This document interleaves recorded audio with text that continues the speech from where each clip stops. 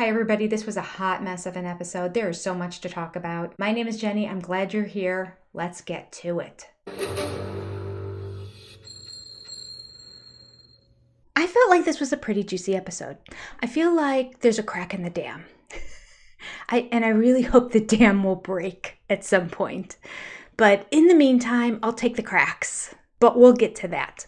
The episode opens up with Mary at the B&B now and her friends, which I'm pretty sure is the mom and her daughter who she hung out with for Christmas. It looked just like them anyway. Mary was doing a ceremonial dismantling of removing her name. I don't know if she was taking the whole thing apart or just removing her name. Now that I think about it, but probably just removing her, I don't know. It was a gift for her mother. Maybe she was just taking the whole thing apart. But it was this metal sign that had stamped out of it the names of her mother's children and how many miles it was from that point to their home. You know those wood signs you see on beaches all the time with destinations. This is how far it is to St. Louis, and this is how far it is to Madrid, and they have them in popular touristy destinations. But this was made out of metal and it was stamped and it's how far her kids are from her in each direction. I thought it was a brilliant idea for a Christmas gift for my mom. I just thought it was so cute. I think she would like it. I mean, if she didn't, she could put it in her backyard where nobody would see it, amongst some trees and stuff there. I thought it was cute. I don't know. I mean, I live in Ohio. There's bound to be a plethora of people who would make such a thing, especially amongst the Amish community. I just have to find them. Shoot me an email if you know anybody who lives in the north half of Ohio who makes such a sign. Okay, that was my real only takeaway from the scene. So I had to share. Christmas shopping a little early, are we? Okay, moving on. We now move to the worst scene of the episode, I guess. Way to sell. This is where apparently, as it was attempted to be, starting to be set up last week, Cody and Robin's daughters approached them saying they want to go to a church and they were asking permission, apparently, to do so. Can I just reiterate again, they don't even have to tell their parents that they're doing this. It's nice that they do. It's great to have open lines of communication, but they grovelingly, looking up like this, asked for permission if they could maybe go and look at possibly going to a church. It was a very uncomfortable scene. We all saw it last week. Okay, now we get the pleasure and joy of watching them go through that experience. Sorta. Not really. And as expected, we have Robin in the middle walking down the street with both of the girls on either side of her. Remember when I said last week, oh, she's going to walk down holding their hands, taking them to church. Okay, well, they weren't holding hands because that would have been beyond weird. They are in their 20s. But it wasn't like the girls were talking amongst each other and Robin was kind of walking in the back like they're doing their thing. I'm just here in case anyone has questions. No, she was front and center, walking between them, going up to the church. And who did all the talking? Robin Brown. Of course she did. It was so difficult for me to watch. I just kept like, I had to keep looking away. That's all I can say. I was like, are your girls interested in finding out about this church? And the whole lead up was, we have to go to all these churches and talk to these pastors to find out what it's all about.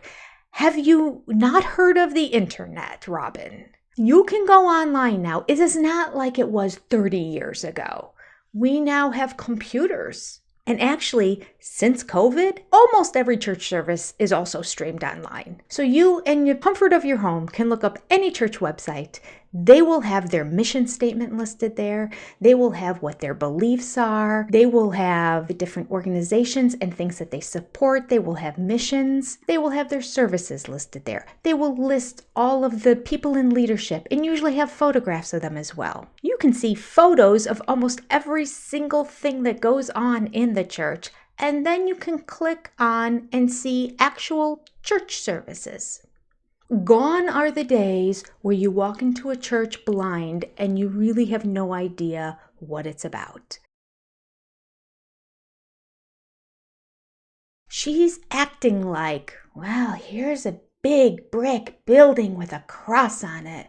Let's see what this one's about. I don't know.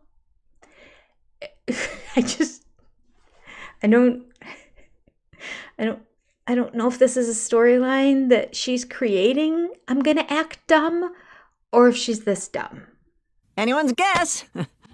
And of course, as she's walking up there, she says to the girls, so have you girls thought about questions to ask? I'm like, okay, we're going to go talk to the pastor. We've done zero research, and we haven't even thought about what we're going to ask the pastor. And we're doing it on camera for the world to see. I have the picture on my computer now frozen on the picture of them walking up to the church. And I noticed that Robin is wearing her heels, as she always does, to make her legs look even longer, because she has always said that she has to buy Victoria's Secret clothing because her legs are so long, and it's the only clothing that fits her. They don't make pajamas to fit long legs anywhere but Victoria's Secret. And I notice, as I'm watching the three of them walk, that both her daughters have longer legs than she does. Oh, snap. And the girls are wearing flat flip-flops. She's wearing heels. Their waistlines are still higher. I wonder how high the Victoria's Secret bill is in their house now. Because those girls can't find pajamas anywhere else. I don't know why all of a sudden that drew my attention, but it did. When did she say that she has to buy Victoria's Secret because she has long legs? If anyone knows, can you write it down below? Was it in an interview? I need to know the deets on that. Okay. I hate to repeat things when I don't have concrete evidence to back it up, so help me out here. So of course, when she asked them, have you been thinking about questions to ask them? She instantly feeds them the questions, like how do you run things and what their beliefs are, and yeah, these are the questions you need to ask. I'm going to tell you right now because I know we planned this whole little bit, but I haven't prepped you on what we're supposed to be doing in this scene right here. Like, whose idea is this anyway? Did the girls ever really come to her and say that they want to go to church? Did they? Did they want to go through all of this? Do they want to just go to church on their own and figure it all out? Are they being dragged by mommy to do this entire scene on TLC? Are they doing this kicking and screaming? I don't know. Or are they shrinking flowers and they are just confused and don't know and they're just following mommy's footsteps and they never thought about asking questions and nobody looked it up online to figure out what these churches are. They just saw them when they drove by them in Flagstaff, and so they're just randomly walking in. And how did they get the phone numbers? Do they have phone books still there? Do they not use the computer? Because I feel like when you found their phone number, it probably had a website that gave all the information that they're about to ask. Just saying.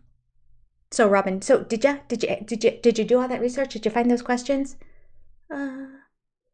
One child, silent. Other child, yeah, kinda. Ugh. So the girls are looking for a church, and we were able to get this meeting with the church just to have the girls sort of talk to these pastors and to kind of find out what they're all about. So Robin says the girls are looking for a church. So we were able to get this meeting. Okay. So maybe that says it.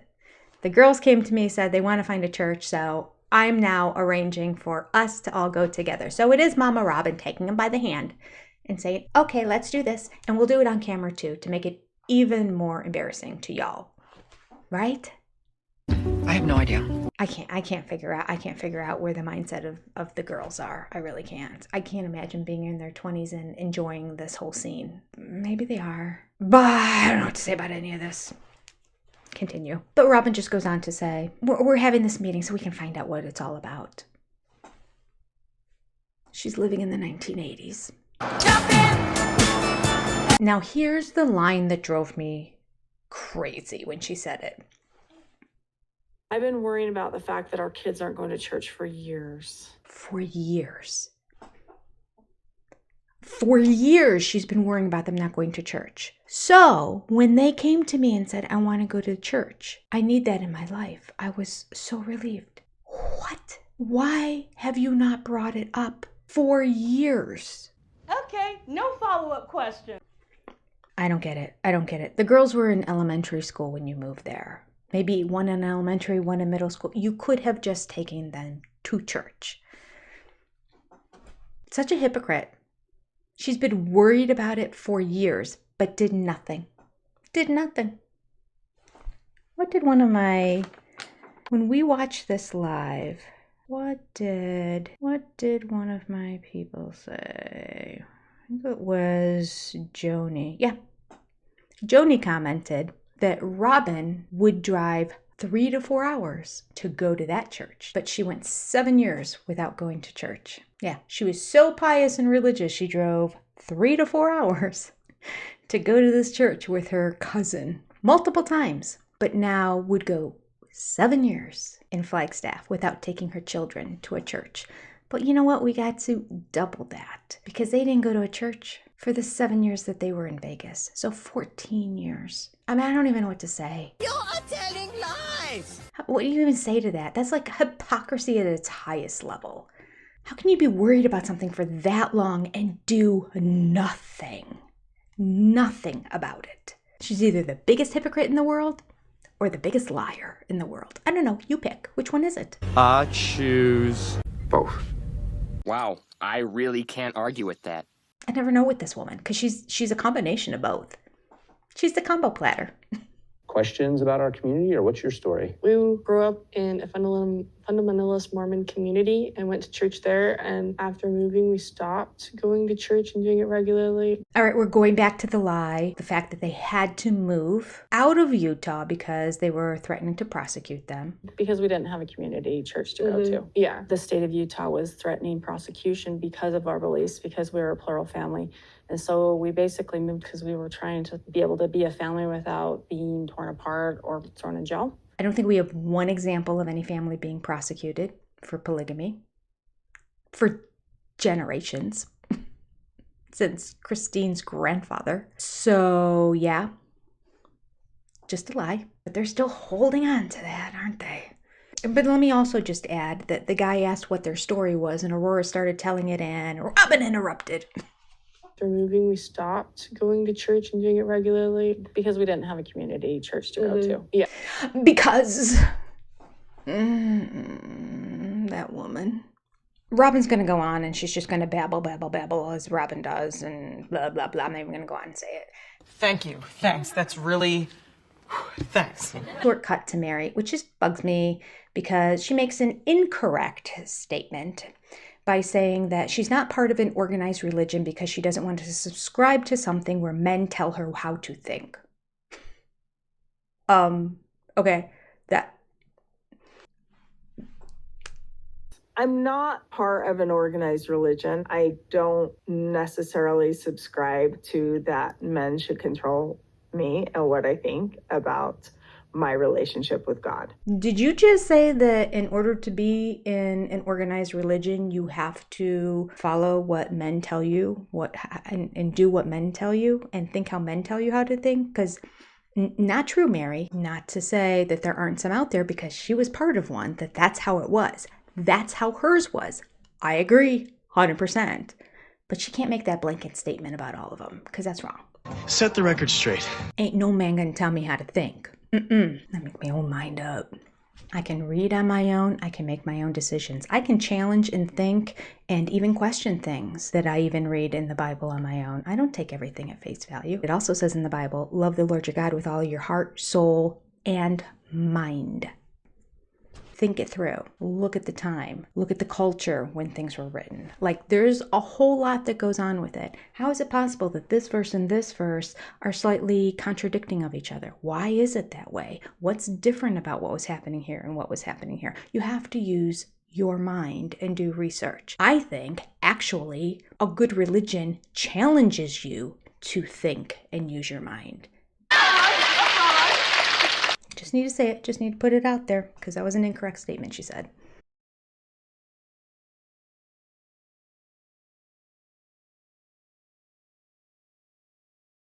Think of the gentleness of Jesus Christ.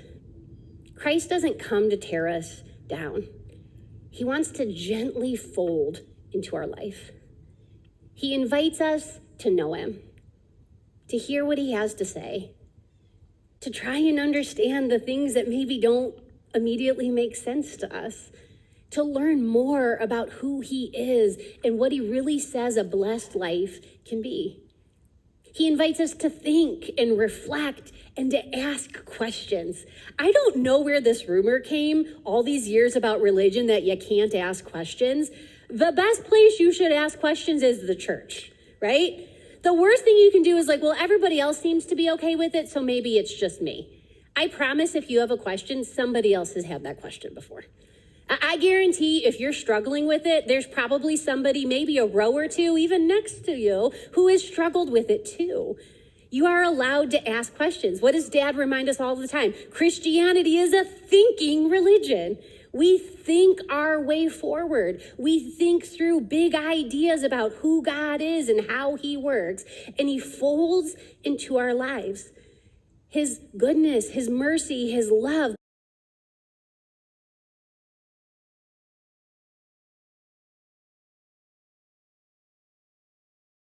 I kept thinking, if we can wait until our relationship is stronger, then I'll feel better about doing it. And I'll feel more confident and I'll feel more secure in our relationship. But that was never going to happen, obviously. It was within 6 months that he quit coming around. It was an easy out for him. You handed it to him on a silver platter. I do question if at that time he already kind of had this plan in mind. If I can just do this, it would be easy transition. Did you think that's what it was going to turn into? We talked about it. We were very worried. Yeah. Mm-hmm. I find it interesting that in hindsight now, Mary is thinking, is it possible that when I had the legal divorce that Cody was planning all along to distance himself from me? So he was just waiting for that to happen first? Yeah. Uh-huh. We saw it all along. We were screaming it from the rooftops. Don't do it, Mary. Don't do it. Don't sign that paper. Don't give him a legal divorce. That's the end.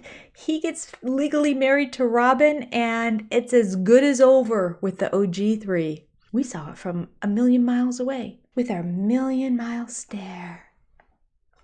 We get the privilege of seeing that comment again in this episode. Please, tell me you're joking. Sadly, no. All right, so this is just a realization to Mary. And I just realized in this episode that God bless her. I've really become pro-Mary in the past couple years, but man, I mean, I don't want to say she's dumb as a box of rocks, but man, she is slow on the uptake. Really slow. Painfully slow. She's still saying, do you think that maybe he was thinking that was his plan all along? Yeah. And of course, her friends were saying, yeah, we were saying that back then. Really? You think so? Mary. We were very worried. Yeah. Mm-hmm. Mary. Like, was he already complaining to her pre-marriage about his relationship with, like, you or Janelle or Christine? And that was like, and Robin's like, well, if this happens with us, like, promise me you won't just... Oh my gosh, are you serious? I never... Mary. Try really listening to what your friends are saying. I've always thought this, and you always said, no, that's not true. He's not. I always saw him favor her, Robin. Mary. I think there's a way that you can live plural marriage and everybody be okay. You don't think that? You don't? I've never seen it work. I don't know anyone happily married in polygamy. Really? We do get some timeline information here. Okay. In other news, Mary does share that after the legal divorce, Cody was kind and nice to her for a short period of time, not very long, and then he started distancing himself again, more and more. It seems very clear to me that this was her cry to pull him in to do the legal divorce, to be the one to say the words, let's do it, because he was distancing himself from her. and she wanted him to come back and she didn't know how to do it. So let me sacrifice myself. Let me lay myself down and say, I love you and Robin and her kids and our family so much that I am willing to give up this sacred legal document and my marriage to you. It's a big thing. She was crying. She's like talking to the other wives about it like she was 3 years old and curling up in a little ball as she's sharing it. She wasn't proud and excited. She wasn't like, this is my idea and I think it's great. Let's all rally around. Hey, let me give up the legal marriage and I'll divorce him and she can marry him. We're all going to be one big happy family. Isn't this a great idea? Come on, one and all. Let's all go together. No, she was like, I got something to tell you. And when she's signing the paper, she's crying. Like, she did not want to do it. It was not her idea. It is so clear. So any BS that Cody tries to share with us about like, it was her idea, she came to me. No, no, no, no. We've been saying that for years. And now, we haven't gotten to this part in the episode yet, but I'm just going to put it right in here because it's all part of the same story. So let me just go on. Oh, goody. We have a lovely nugget. Christine sharing way back, ever since Robin first entered the marriage, she started sharing stories about women she knew in the church who had kids that married into a family, and the husband of that family would divorce the wife to marry the new one that came into the family so he could legally adopt those children. Shut up. According to Christine, she knew multiple families who did this. Shut up. Planting seeds early on. So when Robin first came into the family, she started talking to us about these other families where the first wife divorced the husband so he could marry the second wife legally and legally adopt the kids. And I remember thinking, yeah, that's a plant. Oh, isn't that nice? These lovely sacrificial women who are willing to do that for the family.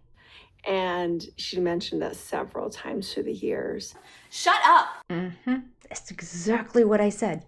Ooh, if I had the time, I'd find the video where I said exactly that, where she would just say, I didn't say she heard it from other people in the church, but I said she had the idea. Wouldn't it be nice if I could just be married to you? It's a shame that I'm not the legal wife because my kids, they're not Browns. What if this happened? Oh, you don't have any legal. What if I died? Those kids would go back to their biological father, and oh, what would happen to them then? The horrors. To get Cody to the point. That was always my take. So Cody would get to the point that he would be telling Mary, do you want to be a really good sister wife? I'll say it's your idea. You do it. That's how I've been saying it's going to fall this entire time. It appears Robin's even a little more conniving than I thought. She started planting the seeds early on, right after she married him. Oh, I know sister wives who go on trips together. Isn't that nice? I know sister wives who make little gifts for each other. Isn't that nice? I know sister wives who give up their legal rights so that another one can marry and adopt the kids. Isn't that nice? Drop that little nugget into the conversation. She's been playing Mary from day one, and so is Cody. And Mary is still putting the pieces together.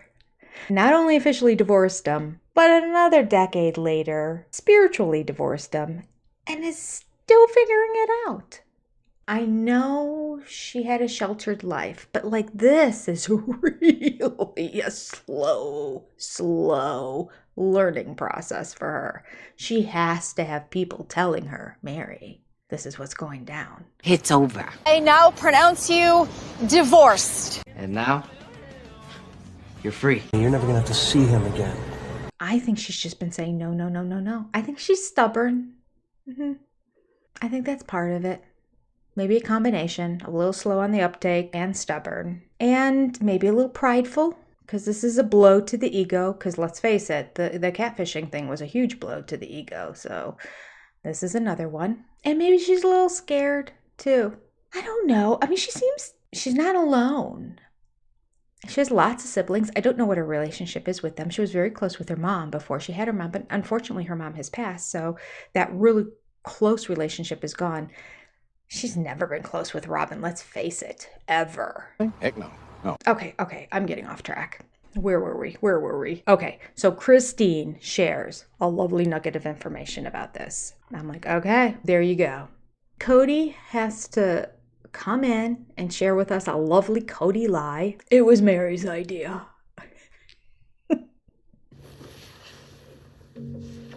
The full thing there too.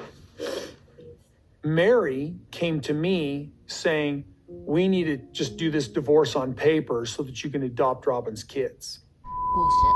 Thanks for putting that on camera so you make yourself look more stupid.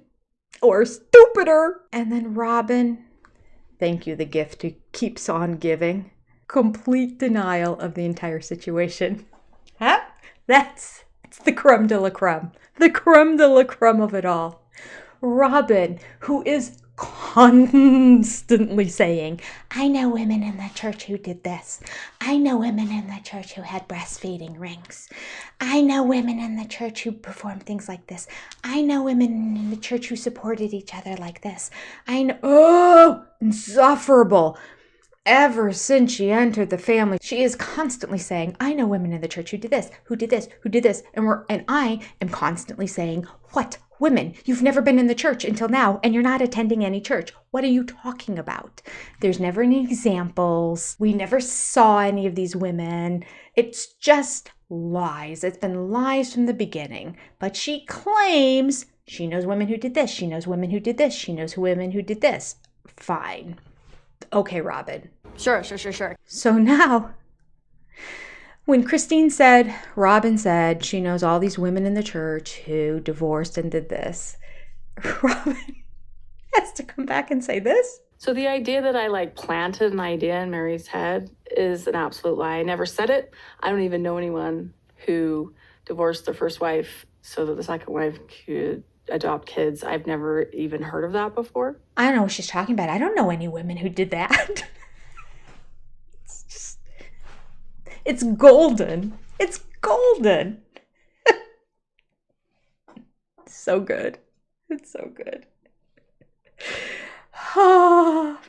Okay, Robin, did you know other women who did the other things, though? This is just the one that you don't know. The other things were all true. This one is a lie. Yeah, they were like 99 truths and one lie. Is that what it is? Or were they all lies? Or could maybe this one be the truth? See, the situation here is, I do believe Robin said those words. The question is, did Robin really know women in the church who did that or not? Doesn't really matter, because we know Robin said those words. That's truth. You know that Christine didn't just make that up. And it just fits. I mean, if the puzzle pieces fit, the puzzle pieces fit. I do want to add that there is another channel called Notes to Self 444. An amazing channel. Anybody who hasn't seen it has to see it. I know she's on TikTok too. I follow her on YouTube. This is somebody who left the AUB church, who knew the Browns growing up. She went to school with Christine. She was friends with Mary. I believe she was at Mary and Cody's wedding. Her father is currently the prophet in the AUB church, the head, okay? This is somebody who knows what she's talking about. And she has a channel and she's talking about it. So go subscribe, okay? Amazing. She has said on one of her videos, and I can't tell you which one, but you should just go watch them all anyway. She mentioned in passing, in one of them in the past, women come into a family with children and the father divorce and marry the new wife. It is not uncommon. And then he adopts those kids. Now, it's also not uncommon for him to just adopt those kids without marrying that wife. So she debunked the theory that it had to happen, that there had to be a divorce and a marriage to Robin in order for him to adopt those kids. Just like Preston David signed the paperwork to relinquish his rights to the kids in order for the adoption to happen, he could have just signed the paperwork to relinquish his rights to the kids for Cody to adopt them. Point being, all lies, all lies. So good that TLC is getting this on film. And so great that Melanie has that channel. Notes to Self 444. Go subscribe. All right, let's move on. Hey everybody, it's halfway through the episode. Woohoo! Woo! Take this moment to hit the like and subscribe button if you haven't already. If you do that, I appreciate you. It's free and it truly does help the channel. The other thing that helps the channel is leaving a message down below in the comment section. Another free way is before you do your Amazon shopping, checking out some of my links below first. Whether purchasing the items or not, by just checking them out first, you're benefiting the channel. Believe it or not. So thank you. All right, let's get back to the review. Mary goes on, and I find an interesting point that she shares with these ladies that I didn't think of before, and that is that when she got married, the minister at the church, at the AUB church at the time, also had the legal right to marry. So she didn't go get a legal marriage somewhere else. So in her mind, it was just one service. It was a religious service, which is, I mean, all pastors have the legal right to marry you, right? Okay, so it was one service. So you had that. So like if I were to go and get a divorce, I would be divorced legally and spiritually. There was one ceremony. The ecclesiastical authority that married us had the legal authority to marry us as well. So he'd perform the marriage. That was the religious and spiritual sealing, as well as the legal ceremony. He signed the paper, we're done. So now we're basically unsigning the paper. The other wives just had a spiritual marriage, so they still have that spiritual marriage. Because she went and got the legal part of the divorce, in her mind, it feels like the spiritual part was divorced too, because it happened at the same time. It was just one piece of paperwork that she signed. It was one ceremony that happened. And by signing this paperwork saying that day is over, that ceremony, that covenant, that paperwork is null and void, the covenant is broken as well, because in every other faith, that's how it is. I got married. It's a legal document, but it was also a covenant with God. When I, did you hear that? If I were to go get a divorce, I have no plans to get a divorce, just to say. If I were to go get a divorce, I would sign the paperwork. I would be divorced both legally and spiritually. It would end the covenant. Now, is that right? I don't know. Some people in spiritual circles would say it didn't end the covenant, because you can't end a covenant except for some specific situations. Therefore, if you get married again, you really don't have a covenant with it. You know, it gets messy. It's just messy. It's really messy. I don't want to go down that road. Point being, I'm understanding where Mary's coming from. I didn't really make that connection before when she was really upset about it. Had she had a separate legal go to the court and sign this legally, and then the AUB thing, which they should. If they really believe they're going to take on other wives and these spiritual marriages are a separate thing, then this legal thing should be separate. They should have a spiritual marriage, and the legal thing should just be a court thing they do on the side. The court thing shouldn't be part of the marriage. That's something that they really need to change, because this is messing with her head, and I understand why. They should just have their spiritual marriages. Their legal marriage should be separate. That's another thing Melanie mentioned on her channel. The AUB is now telling the men not to legally marry any of the wives. They should all just be spiritual marriages, so as to avoid this kind of mess. Yeah, that's a new thing. Yeah. Okay, going on. But the emotion of it was still there. Janelle and Christine and Robin, they're never going to understand that, because it was never part of their marriage. Never, never, never. Okay, the line that Janelle, Christine, and Robin are never going to understand that. A little bit of a cheap shot. I think they can understand it. I understood it. I mean, I didn't think about it before, but now that you point it out, I can understand it. And I can sympathize, too. So, a little rude, Mary. You don't need to throw that dig. When Cody and I got the legal divorce, it was something that we had talked about together for years. But at the time that it actually happened, I was the one who made that move and went, because I was just in a place of, let's just do it. Let's just rip the Band-Aid off. Let's just get it done. You were manipulated, Mary. Sad, but true. I mean, you should just embrace it. I feel like she doesn't want to appear weak, maybe because she feels like, maybe she knows she kind of is weak, but it's okay to be weak. Just say, like, I'm weak in this area. I'm weak in a lot of areas in my life. And it's okay for me to just say, like, I'm not strong there. I need help. I need strength. She just needs to learn to get to that place. Maybe you have to get to the point of, I don't know. See, again, I don't go to a therapist. I don't know. But I just feel like we all need to get to the point that we're able to admit and accept our vulnerabilities and our weaknesses in life. When you get to the point that you can acknowledge them, then you can start working on them. I mean, it's not good to acknowledge them and just say, that's how I am. Sorry. That's this new generation that we've got going on now. I'm sorry. I'm just that way. Accept me. No. Not okay. Not okay to have negative qualities and just claim them as your own and say, that's who I am. No, it's not okay. We all need to strive to be good and kind and right and just and honorable and honest. That's what we need to be. Responsible, not procrastinators. That's one of mine. Well, I'm not really a procrastinator. I'm just too busy. I need to learn. I'm not a good prioritizer. There you go. Not a good prioritizer. Thus, I find myself cramming to do things at times. But they're all work things. They're all... Anyway, you don't care. I'm sorry. This is my therapy, because this is free for me. Actually, I get money from these videos. So you're paying me indirectly. You're not paying me. The advertisers are paying me. So thank you for watching this. I needed to get it out. What's our next topic to cover? Time's up. I'll see you next week. All right. Mary and I, after that divorce, left Robin and went to dinner together. I gave her a special ring, and we probably went home and made love.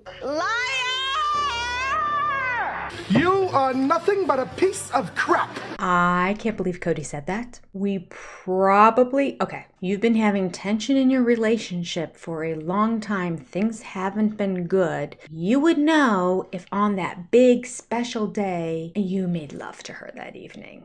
You'd know, Cody. Oh, Mary remembers. Cody and I were not in the kind of relationship at that time that we would be doing those kinds of things anyway. Thank you, Mary. Oh, we're getting all the details. Oh, I love it. What does Mary say about Cody's words? Let's watch. It's kind of disgusting that he would bring up a potentially intimate moment with somebody that he's divorced from, because I can guarantee you that he would never talk about those moments in the setting with his wife. Guarantee you. Love it. I'm writing that down. That is a phrase I need to add to my vocab. I can guarantee you. Good one, Mary. Mary has the best one-liners. She does. She has the best one-liners. That's why she has such good friends, because they can laugh, and she has good one-liners, and then they laugh at that, and then they have good jokes, and she laughs at them because she laughs at everything, appropriately and inappropriately, but that's a whole separate topic. Nevertheless, she's funny. I think she's fun to hang out with. I really do. I love hanging out with people who are funny, naturally funny. She's funny. Okay, I can guarantee you. It's good. Okay. Anyway, Cody Wynn Brown, please. I've never signed that whole name before, I don't think. Cody has never signed his full name. Why? Don't we sign our full names on multiple things? Driver's license, I don't know, maybe you just put your middle initial on everything. Maybe that's what he means. But I never. It does not seem like an uncommon request. He lies. Multiple times, actually.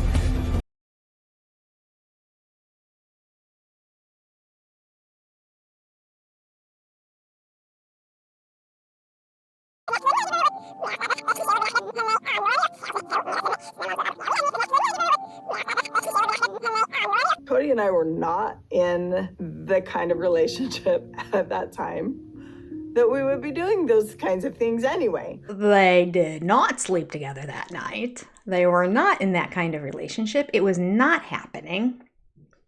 Yeah, he lied. So even though Cody stopped staying at her place. What did she say? 6 months after that divorce. Intimacy together ended way before then. And we did see that on a prior episode where she said when he was in the rotation at her house and he crawled into bed, he just turned his back to her and fell asleep.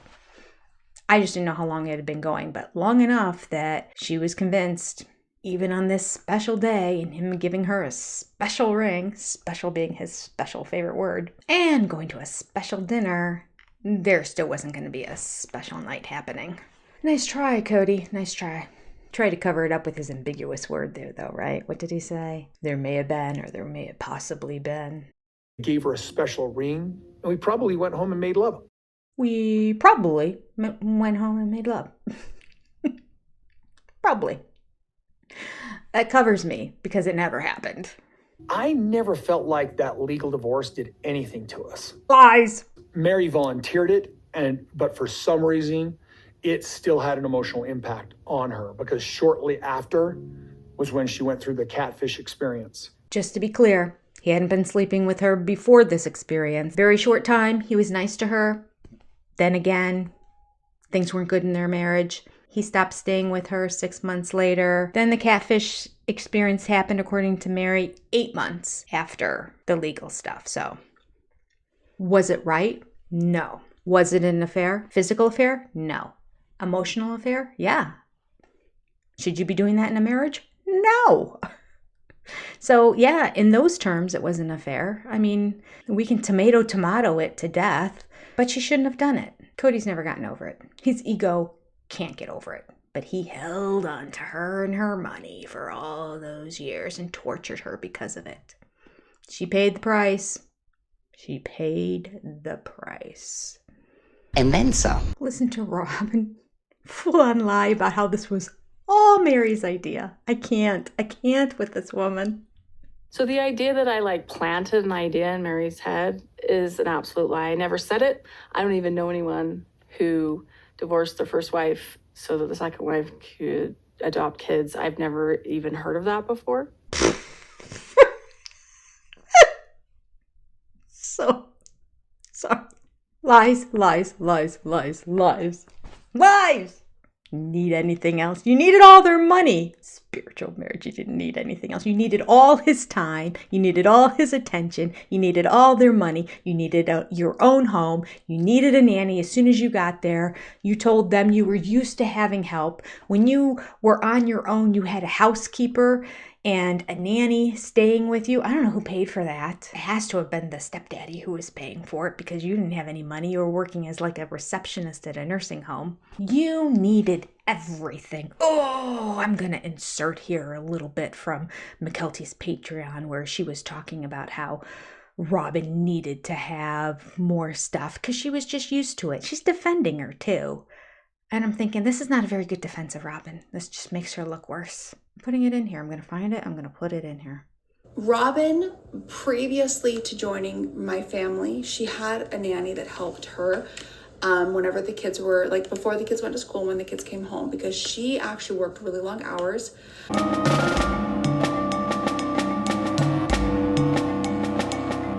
Not specifically as a nurse practitioner, but in that sort of role. Whoa. No, she didn't. Not even close. She's our new receptionist. Right? Well, I don't think she had her license. Honey child? Hell no. But she was in that sort of role. Nah. A nurse practitioner is a registered nurse who has obtained additional education beyond that of a nurse. Either a master's or a doctorate degree. This can take anywhere from 2.5 to 4 years to complete for most programs.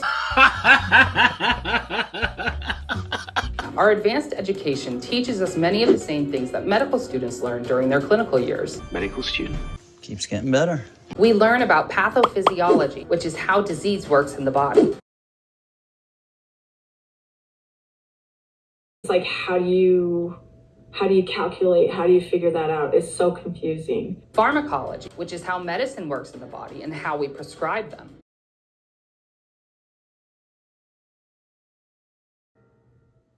Everybody put your hands in a Y. For Wyoming. Wyoming is a W, Robin, not a Y. You said put your hands in a Y since we're in Wyoming. Sorry. And we go through each system and disease, learning about the symptoms, diagnosis, and treatment pertaining to each specific medical condition.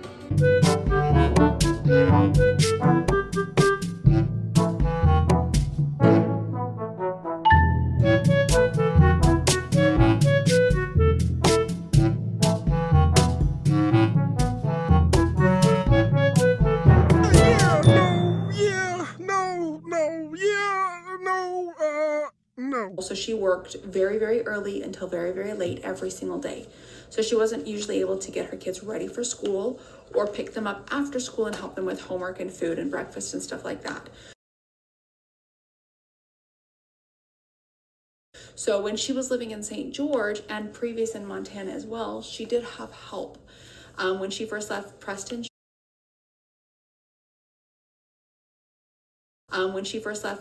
she needed help. She was a single mom with 3 kids. So she needed help. Yeah, where's Grandma? She got used to having help and being able to have her own autonomous life, have girlfriends outside of work and family as well. Go home and be with your children. So when she joined my family, she was not used to not having help. And who knows there were exact reasons why. There's probably a lot of assumptions. There are a lot of reasons. Maybe some of them are confirmed. But she also needed help when she joined our family. She could have seeked out her sister wives. Maybe she did. Maybe she didn't. We'll never know the exact full truth. Why not? Now I'm confused. But when she moved into Vegas and the family was able to get more money influx, Are you ready for it? she was able to hire help so that she could have her girl time, her sister wife time, her husband time, her mom time, and still be able to have help with her house as well. There's nothing wrong with hiring a nanny. There's nothing wrong with hiring help. There's no such thing. Don't mom shame anybody for needing or asking for help. That's rich.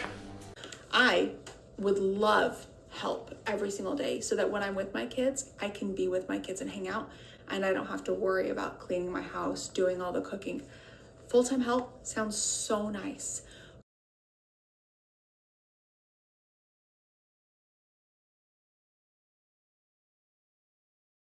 My mom did have help. She had help with a cleaner.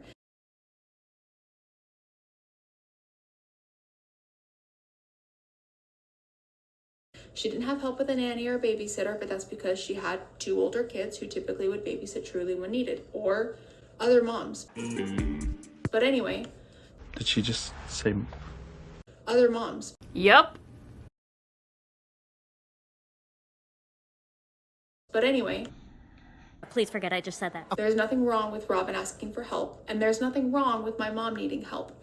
Every human, every situation is different. I don't think anybody's more entitled. This woman wants the world and the one that's next to it too.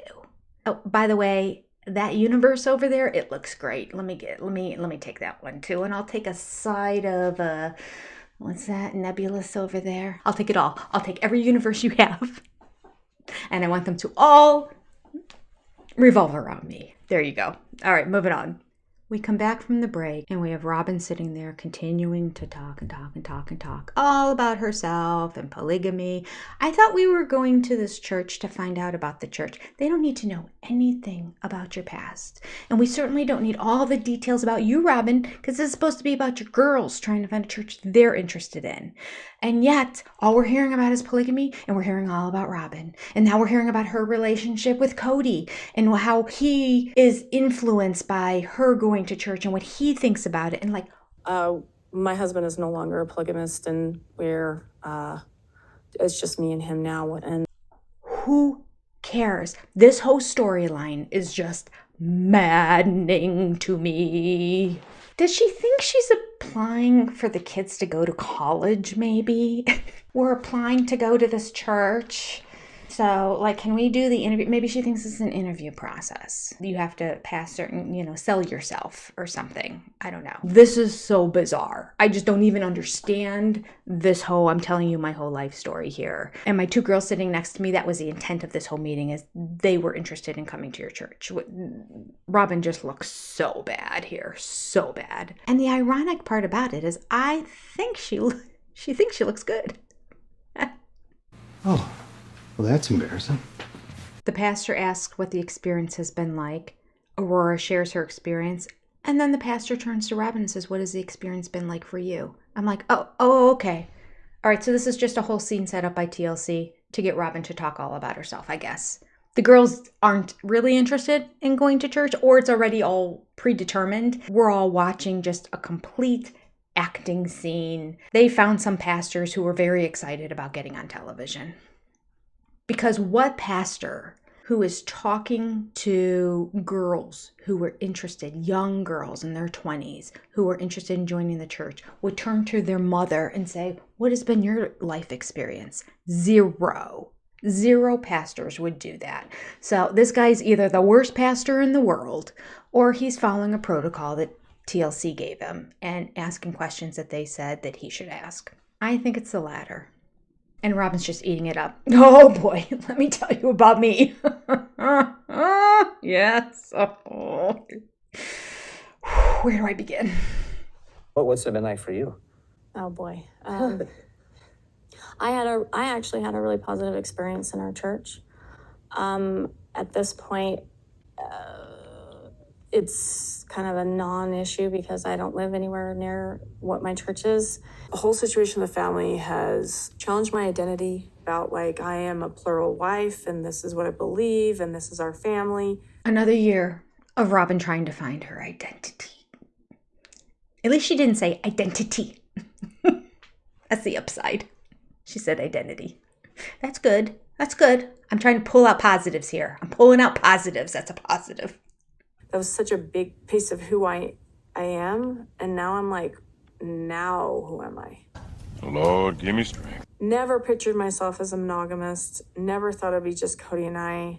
There are people who lose limbs. There are people whose families get destroyed. There are people who have careers and can no longer do them at all. Surgeons who lose their vision and can no longer do that. Like, who am I? Like, what am I now? What am I gonna do? I listened to the story on Oprah once of this lady who was in a limo with her kids on the way home from this wedding ceremony, and her husband and all her children passed away. The limo like jackknife. She's the only one that survived.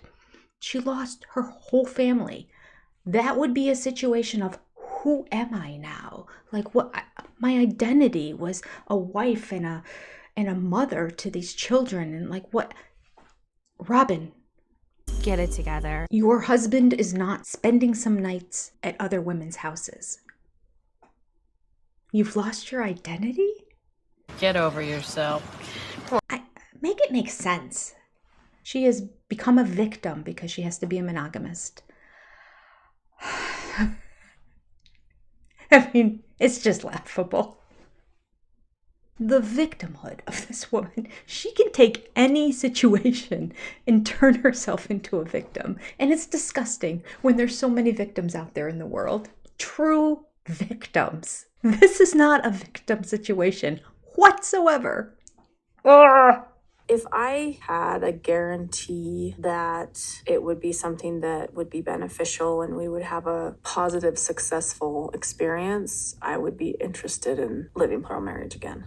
Oh, would you, Robin? Really? Has anybody ever gotten a guarantee in life? There's no guarantees in life. You're not guaranteed to have a great job. You're not guaranteed to have the child that you expected to have. You're not guaranteed that your marriage is going to turn out like you anticipated that it would. You're not guaranteed that your family is going to stay together. You're not guaranteed that income that you have been having for the past decade is going to continue. You're not guaranteed your health is going to... Nothing is guaranteed in life. And yet, Robin needs a guarantee in order to live plural marriage again. Okay, Robin.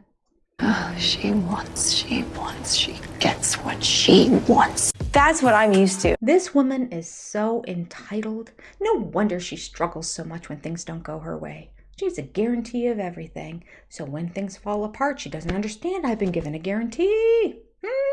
She just wants another guarantee that if another wife comes in, that it would be a positive experience. It's not going to be, Robin, because you're part of the equation. And Cody. No guarantees. No guarantees. You know what else is not a guarantee? That it's going to be a positive experience as a monogamist with Cody. Again, both of you are part of the equation. It's going to be a hot mess. Hot mess express. That's what's going to happen. I can almost guarantee that. A guaranteed disaster. And then we have just a little bit more of Robin. Let me demonstrate. That's all you need to know. Tears. Moving on. We have a scene of Christine trying on said wedding dress that we saw for 2 hours in the wedding episodes last year. And, you know, pretty dress. There's not much to say. She's happy. I'm happy for her that she's happy. 3 of her girls are there. They're all happy for her. And they're so sweet and supportive and beautiful. And it's a lovely moment. I'm happy for Christine that they're there for her. I'm happy that Christine got the dress of her dreams and that they made exactly what she wants. It clearly hasn't been tailored to fit her yet. It never completely got tailored to fit her. It definitely got tailored more because right now the top is really loose. But on the wedding day, I felt like it was more loose under here, wasn't it? And I think it fit better up here, if I recall correctly. I don't know. Anyway, it was a lovely moment. That's all. I mean, it was just her putting the dress on and you know, talking about the exact same stuff that we heard 99,000 other times. So we're not going to repeat all that again. But I'm happy for Christine. Again. Let me say for the 199th time, I'm happy for Christine. Okay, we're going to stop it here from now because this is so long. Let me get this out to you, and shortly, I don't know when, but shortly, I will come out with the second half of this review. And there's some good stuff in the second half, so you're not going to want to miss it, but I don't want you to wait too long. So here you go. Here's part 1, part 2, coming soon.